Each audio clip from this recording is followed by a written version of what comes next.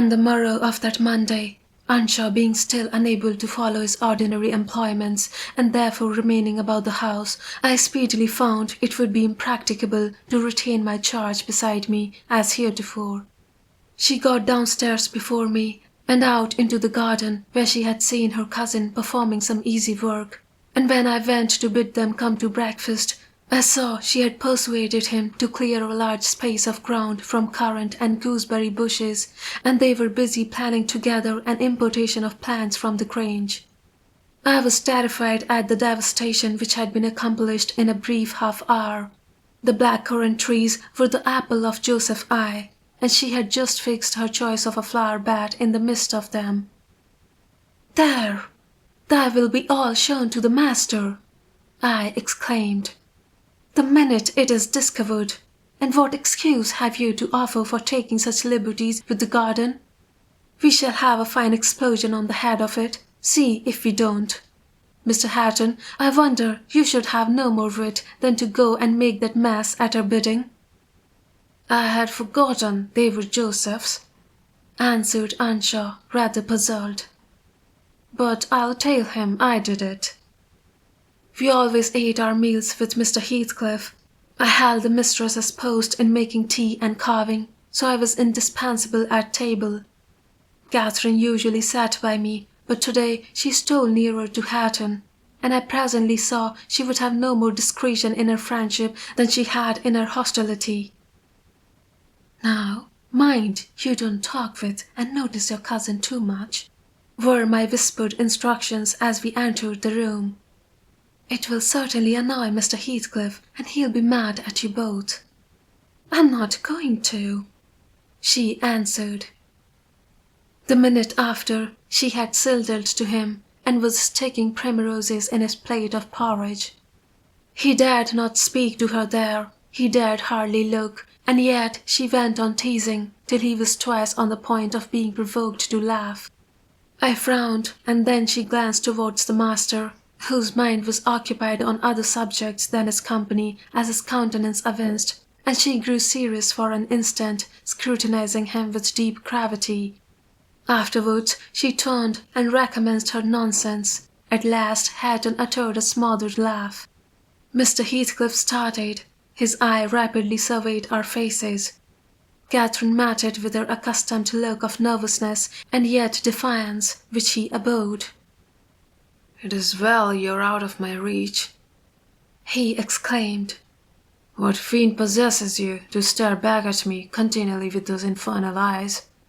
Down with them, and don't remind me of your existence again. I thought I had cured you of laughing." "It was me," muttered Hatton. "What do you say?" demanded the master. Hatton looked at his plate and did not repeat the confession. Mr. Heathcliff looked at him a bit and then silently resumed his breakfast and his interrupted musing. We had nearly finished, and the two young people prudently shifted wider asunder, so I anticipated no further disturbance during that sitting. When Joseph appeared at the door, revealing by his quivering lip and furious eyes that the outrage committed on his precious shrubs was detected, he must have seen Cathy and her cousin about the spot before he examined it, for while his jaws worked like those of a cow chewing its cud, and rendered his speech difficult to understand, he began. "I must have my wages, and I must go. I had meant to die where I have served for 60 years, and I thought I would carry my book up into the garret and all my belongings and leave them the kitchen to themselves for the sake of peace. It was hard to give up my own hearthstone, but I thought I could do that. But no, she has taken my garden from me and my haven, master. I cannot stand it. You may bend to the yoke if you like. I am not used to it, and an old man doesn't soon take to new ways. I would rather earn my living and eat my supper with a hammer on the road." Now, idiot. Stop this nonsense. What's your complaint? I'll interfere in no quarrels between you and Nellie. She may throw you into the coal hole for all I care." "It is not Nellie," answered Joseph. I wouldn't shift for Nelly. She is nasty and ill now as she is. Thank God! She can steal the soul of anybody. She was never very handsome, but what a foolish creature she looks now, always winking. It is that shameless, graceless girl who has bewitched our lad, with her bold eyes and forward face. Nay, it fairly breaks my heart. He has forgotten all I have done for him and spent on him, and gone and torn up a whole row of the finest currant bushes in the garden. And here he lamented outright, unmanned by a sense of his bitter injuries and Anshaw's ingratitude and dangerous condition. "Is the fool drunk?" asked Mr. Heathcliff. "Hatton, is it you he's finding fault with?" "I have pulled up 2 or 3 bushes," replied the young man, "but I'm going to set them again." "And why have you pulled them up?" said the master. Catherine wisely put in her tongue. "We wanted to plant some flowers there," she cried. "I'm the only person to blame, for I wished him to do it."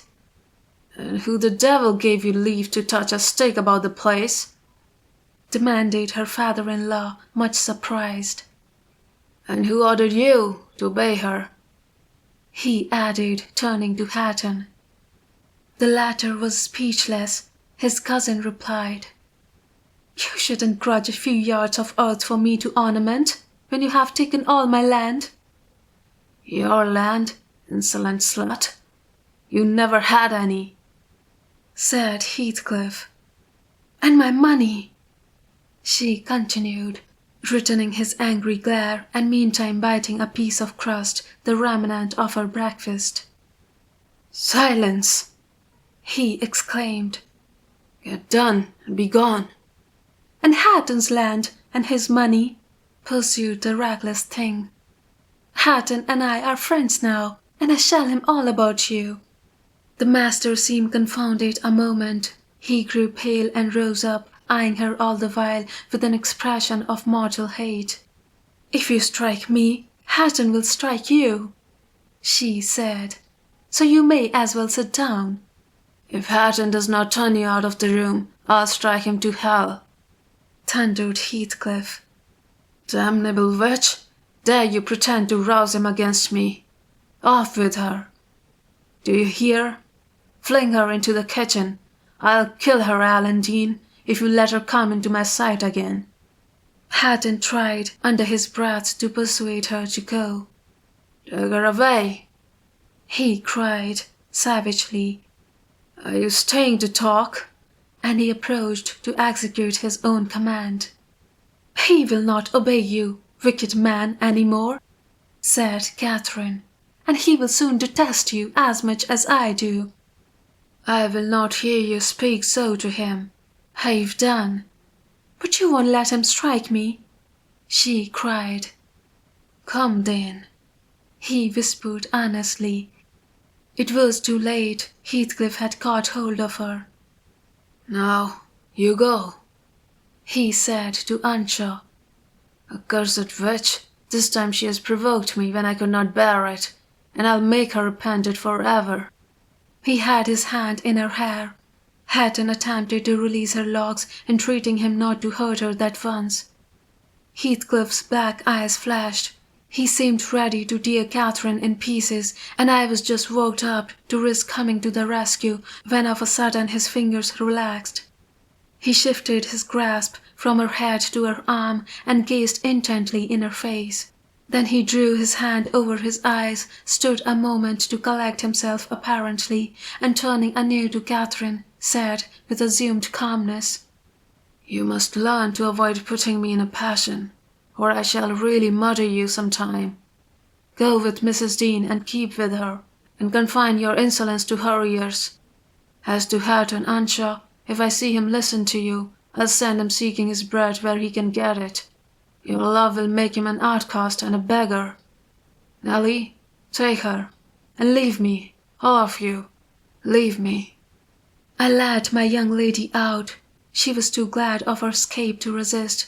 The other followed, and Mr. Heathcliff had the room to himself till dinner. I had counselled Catherine to dine upstairs, but as soon as he perceived her vacant seat, he sent me to call her. He spoke to none of us, ate very little, and went out directly afterwards, intimating that he should not return before evening. The two new friends established themselves in the house during his absence, where I heard Hatton sternly check his cousin on her offering a revelation of her father-in-law's conduct to his father. He said he wouldn't suffer a word to be uttered in his disparagement. If he were the devil, it didn't signify. He would stand by him, and he would rather she would abuse himself, as she used to, than begin on Mr. Heathcliff. Catherine was waxing cross at this, but he found means to make her hold her tongue by asking how she would like him to speak ill of her father. Then she comprehended that Earnshaw took the master's reputation home to himself, and was attached by ties stronger than reason could break. Chains forged by habit which it would be cruel to attempt to loosen. She showed a good heart thenceforth in avoiding both complaints and expressions of antipathy concerning Heathcliff, and confessed to me her sorrow that she had endeavoured to raise a bad spirit between him and Hatton. Indeed, I don't believe she has ever breathed a syllable in the latter's hearing against her oppressor since. When this slight disagreement was over, they were friends again, and as busy as possible in their several occupations of pupil and teacher. I came in to sit with them after I had done my work, and I felt so soothed and comforted to watch them that I did not notice how time got on. You know, they both appeared in a measure my children. I had been long proud of one, and now I was sure the other would be a source of equal satisfaction. His honest, warm, and intelligent nature shook off rapidly the clouds of ignorance and degradation in which it had been bred, and Catherine's sincere commendations acted as a spur to his industry. His brightening mind brightened his features and added spirit and nobility to their aspect. I could hardly fancy it the same individual I had beheld on the day I discovered my little lady at Wuthering Heights after her expedition to the crags. While I admired and they laboured, dusk drew on, and with it returned the master. He came upon us quite unexpectedly, entering by the front way, and had a full view of the whole tree, ere we could raise our heads to glance at him.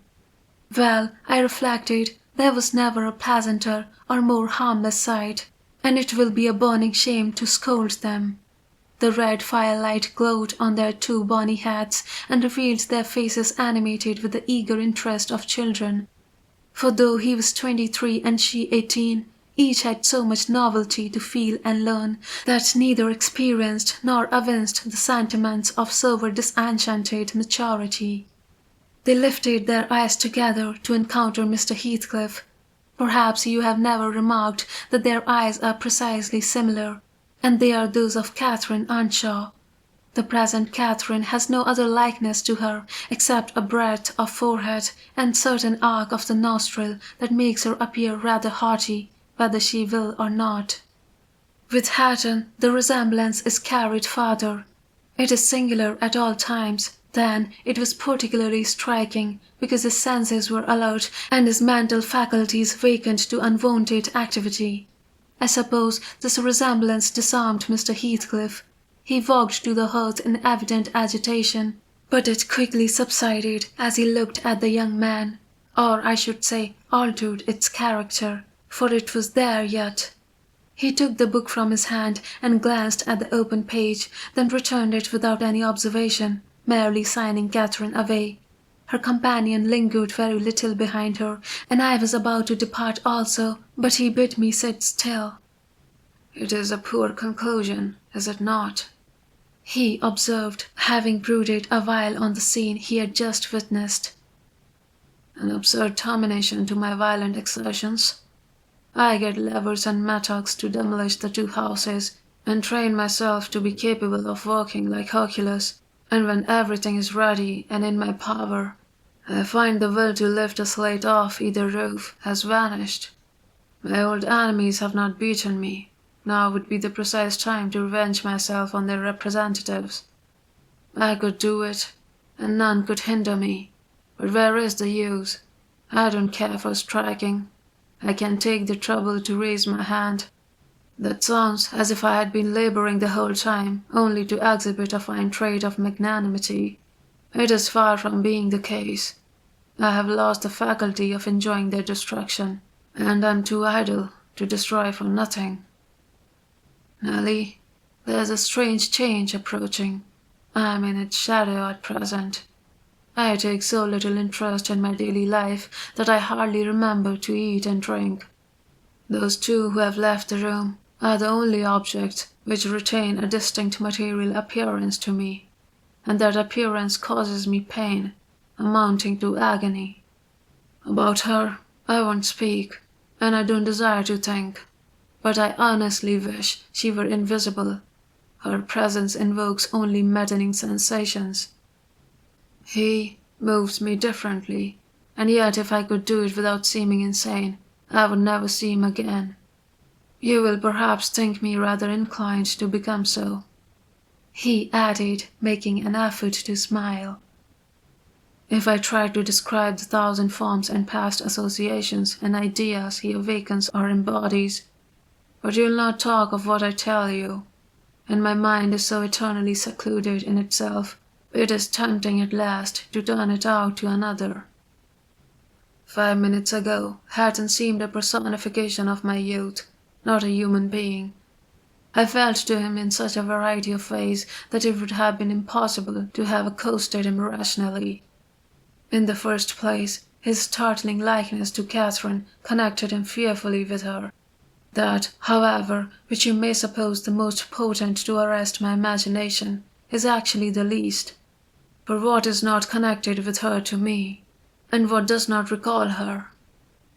I cannot look down to this floor, but her features are shaped in the flags, in every cloud, in every tree, filling the air at night, and caught by glimpses in every object by day. I am surrounded with her image. The most ordinary faces of men and women, my own features, mock me with a resemblance. The entire world is a dreadful collection of memoranda that she did exist, and that I have lost her. Well, Hatton's aspect was the ghost of my immortal love, of my wild endeavours to hold my right, my degradation, my pride, my happiness, and my anguish. But it is frenzy to repeat these thoughts to you. Only it will let you know why, with the reluctance to be always alone, his society is no benefit, rather an aggravation of the constant torment I suffer, and it partly contributes to render me, regardless how he and his cousin go on together.